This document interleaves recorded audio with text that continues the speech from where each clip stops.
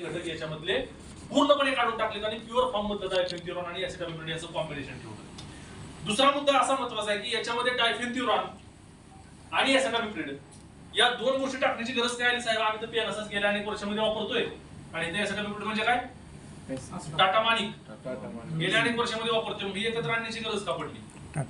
जगाच्या पाठीवरची सर्वाधिक जास्त रेजिस्टन्स डेव्हलप करणारी जगाच्या पाठीवरची कीड जर कोणती असेल तर ती म्हणजे मित्रांनो पांढरी माशी।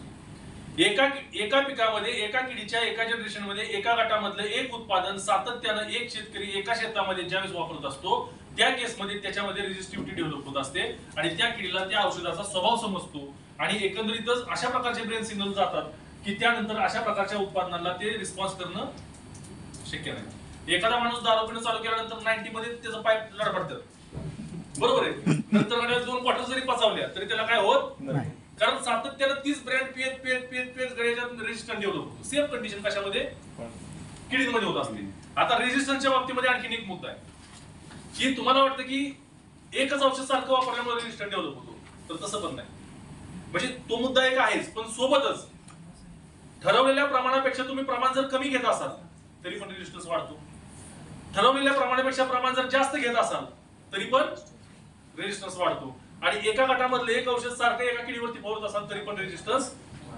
त्या सगळ्यात मोठं उदाहरण आणखी सांगतो, ऍसिटामिप्रिड नावाचं पहिलं उत्पादन बाजारामध्ये आणलं, समजा टाटा रेल्वेने आणलं, ऍज अ टाटा माणिक नावाने आणलं असं समजून चालू। त्यावेळेस त्याचा आज देखील तुम्ही सीआयबी डोस जर बघितला असेल तर तो 25 ग्रॅम प्रति एकर आहे, सॉरी 20 ग्रॅम प्रति एकर। आज त्याला डोस किती तुम्ही वापरता? ओपन फील्डला 250 वापरते, 100 वापरते, 150 वापरते, तरी पांढरी माशीचा नाही। परंतु या सगळ्या फॅक्टर मध्ये डायफेन्थ्युरॉन नावाचा जो घटक आहे हा थायोयुरिया गटामधला आहे। ऍसिटामिप्रिड जे आहे ते निओनिकोटिनॉइड गटामधले दोन्ही पिकाच्या वेगवेगळ्या दोन्ही तुमच्या किडीच्या वेगवेगळ्या साईटवरती ऍक्शन करतात, त्यामुळे या किडीला या उत्पादनाचा एकदम स्वभाव ओळखता येत नाही। दुसरा विषय, थायोयुरिया गटामधलं डायफेन्थ्युरॉन जे आहे हे तुमचं सिस्टेमिक पण आहे, अंगावरती पडलं तरी पण किडीला मारणार आहे, फवारणीग्रस्त झाडावरती किडीने खाल्लं तरी पण किडी मारणार आहे।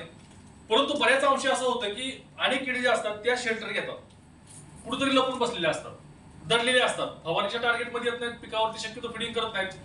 अशा केसमध्ये डायफेन्थ्युरॉन जे उत्पादन आहे हे थायोयुरिया मध्ये येत असल्यानंतर याच्यामध्ये विषारी वायू तयार करण्याची क्षमता आहे, त्यामुळे विषारी गॅस तयार केल्यामुळे काय होतंय की तुमच्या शेतामध्ये विषारी वायू तयार झाल्यामुळे तुमची लपलेली दडलेली कीड ज्यावेळेस श्वास घेते त्यावेळेस श्वास घेण्याच्या माध्यमातून देखील तुम्हाला चांगल्या प्रकारे नियंत्रण मिळताना पाहायला मिळतंय। सेम ऍसिटामिप्रिड दुसऱ्या साईडवरती काम करतं, दोघांची एकत्रित ताकद करून हरकुलस नावाचं उत्पादन काढलेलं आहे। ओपन फील्डला नर्सरीला 250 ग्रॅम प्रमाणे बिनधास्त स्प्रे घेऊ शकता, 1 रुपयाची स्कॉर्चिंग येणार नाही, पिवळेपणा येणार नाही, पिंगटपणा येणार नाही, कीड आली असेल तरी पूर्णपणे मारण्याचं काम करतंय आणि प्रिव्हेंटिव्ह मध्ये मारलं तर उर्वरित 3 अवस्था आणि त्याला यूज देऊ नये अशा स्थितीमध्ये अतिशय इफेक्टिव्हली काम करणारं आंतरप्राणी प्रकारामधलं हरकुलस औषधे 250 ग्रॅम प्रति एकरी नर्सरी कंडिशनला पंपाने औषध जर आपण मारत असेल तर साधारणपणे 1 लिटरला 1.25 मिली याचं प्रमाण घ्यायचंय, 1.25 ग्रॅम पावडर घ्यायचंय, 1.25 ग्रॅम असं तुम्ही 1 लिटरला घ्या, तर इफेक्टिव्ह रिझल्ट येते एकदम आणि उत्तम प्रकारे नियंत्रण आहे। जर तुम्ही पंपावरती घेणार असाल, कुठल्या कंपनीचे आहे साहेब बाजार?